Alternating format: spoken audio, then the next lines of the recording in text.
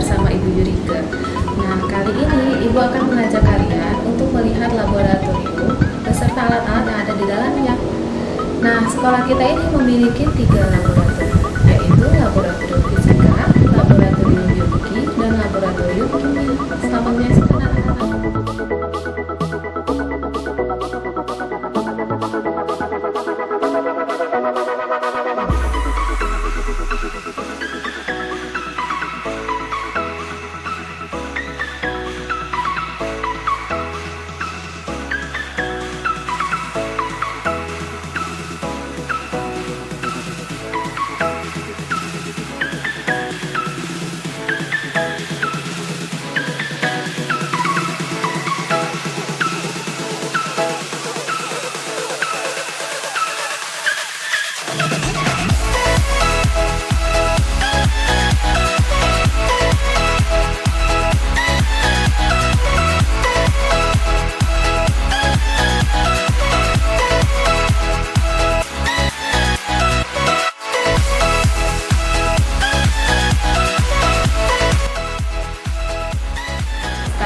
Ibu akan mengajak kalian untuk melihat alat-alat yang sering digunakan di dalam lab fisika. Yuk dilihat. Alat pertama ada serbuk besi, magnet, dan papan. Nah, alat ini digunakan untuk mengetahui bentuk medan magnet. Alat selanjutnya yaitu ada voltmeter yang digunakan untuk mengukur beda tegangan. Lalu ada ampermeter yang digunakan untuk mengukur arus listrik. Nah, di sini juga ada papan rangkai. Papan rangkai di sini digunakan dengan bantuan kabel ini disatukan, digunakan untuk mengetahui bentuk rangkaian seri dan paralel. Alat berikutnya lagi yaitu ada kalorimeter. Kalorimeter di sini untuk mengetahui perubahan suhu suatu zat. Nah, berikutnya lagi di sini ada termometer. Termometer di sini digunakan untuk mengukur suhu suatu zat. Nah, alat selanjutnya yaitu ada neraca Ohaus. Ya, neraca Ohaus digunakan untuk mengukur massa suatu zat. Nah, berikutnya lagi ya, di sini ada neraca Pegas. Neraca Pegas juga sama fungsinya untuk mengukur massa suatu benda. Alat berikutnya lagi di sini ada namanya jangka sorong. Nah, jangka sorong di sini digunakan untuk mengukur panjang atau lebar suatu benda.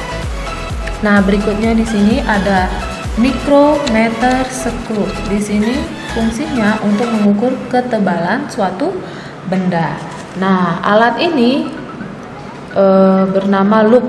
Nah, alat ini untuk melihat ya skala dengan jelas. Jadi untuk melihat berapa skala dari benda yang kita ukur melalui jangka sorong, atau juga bisa melihat skala yang ada pada mikrometer skrup supaya lebih jelas. Seperti itu anak-anak.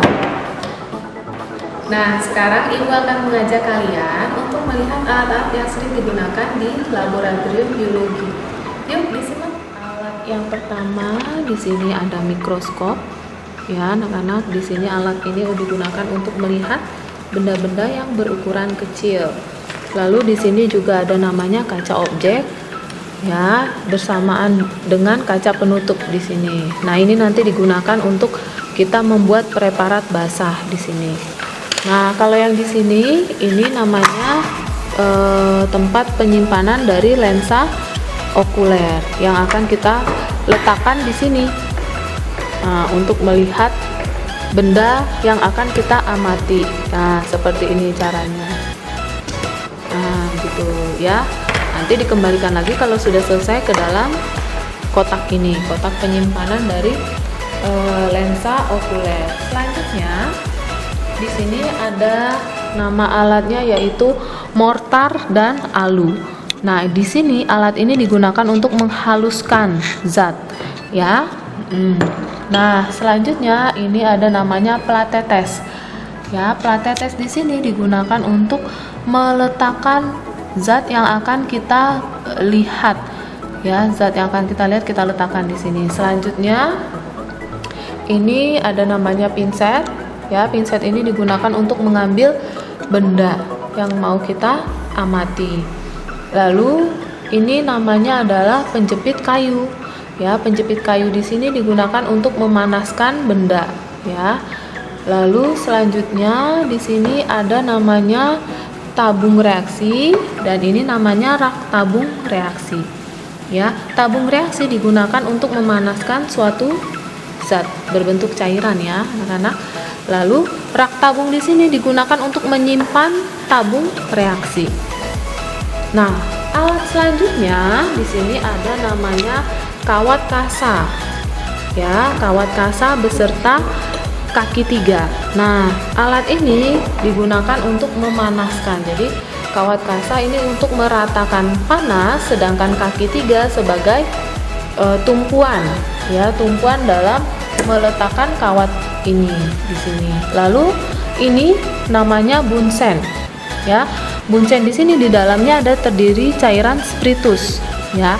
Jadi nanti kalau kita nyalakan dengan korek, dia akan menyala apinya, ya. Pasti kalian tentunya sudah tahu alat ini digunakan untuk memanaskan, ya, bisa menjadikan sumber api di sini. Lanjut, di sini ada namanya pengaduk kaca, ya. Pengaduk kaca di sini untuk mengaduk suatu cairan, ya. Lalu ini namanya pipet tetes, ya. Pipet tetes di sini digunakan untuk mengambil cairan, ya, dalam ukuran atau dalam jumlah yang sedikit. Nah, berikutnya lagi di sini ada gelas ukur 100 ml, gelas ukur 50 ml, lalu ada gelas kimia 500 ml, dan ada labu Erlenmeyer 250 ml. Nah, alat ini sama fungsinya, yaitu untuk mengukur suatu cairan, ya, mengukur atau menyimpan suatu cairan. Nah, berikutnya lagi ini, ya, ini namanya adalah cawan Petri. Cawan Petri di sini digunakan untuk menyimpan atau menumbuh kembangkan jamur, ya, seperti itu anak-anak. Nah, berikut Ibu akan terangkan bagaimana cara memanaskan cairan yang benar. Ya, yang pertama, kalian tentunya sudah menyiapkan cairan yang akan kalian panaskan. Lalu siapkan juga ini namanya penjepit kayu, ya. Caranya seperti ini, ya. Lalu arahkan ke arah tembok atau ke arah dinding, jangan arahkan ke arah kita atau teman kita, seperti itu. Jadi serong seperti ini, ya, anak-anak, bentuknya dengan cara diputar-putar seperti itu. Cara dengan yang benar, cara memanaskan cairan dengan benar. Kalau sudah, letakkan lagi di dalam rak tabung seperti ini, lalu buka penjepit kayunya. Nah, berikutnya lagi, jika kalian memanaskannya dengan menggunakan kaki 3, lalu dengan kawat kasa, ya.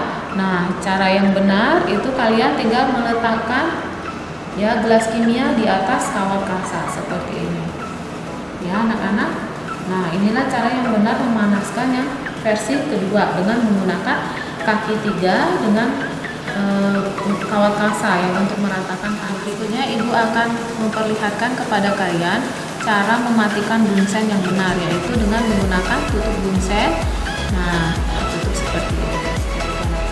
Nah, berikut Ibu akan memperlihatkan kepada kalian bagaimana cara menghirup cairan yang benar, yaitu dengan cara mengkipas-kipaskannya ke arah hidung kalian. Nah, sekarang Ibu akan memperlihatkan cara mengambil suatu cairan dengan menggunakan pipet tetes. Nah, caranya kalian cukup memencet bagian atas, nah, seperti ini. Nah, maka cairan tersebut sudah ada di sini, sudah ada di dalam pipet tetes ini, seperti itu. Lalu kalian boleh meletakkannya atau mengembalikannya dengan cara memencet kembali, ya, karet atau bandul yang ada di pipet tetes ini. Nah, sekarang Ibu akan memperkenalkan alat serta bahan yang ada di laboratorium kimia. Yuk, nah, anak-anak, Alat yang ada di lab kimia sebagian besar ada di lab biologi. Salah satu contoh alat yang ada di lab kimia yaitu ada segitiga porselen, ya, dan ada pinggan penguap. Alat ini digunakan untuk proses evaporasi. Nah, selanjutnya di sini ada kaca corong yang digunakan untuk memindahkan cairan ke satu wadah yang lainnya. Berikut bahan-bahan yang ada di laboratorium kimia. Di sini kita dapat melihat simbol yang ada dalam wadahnya.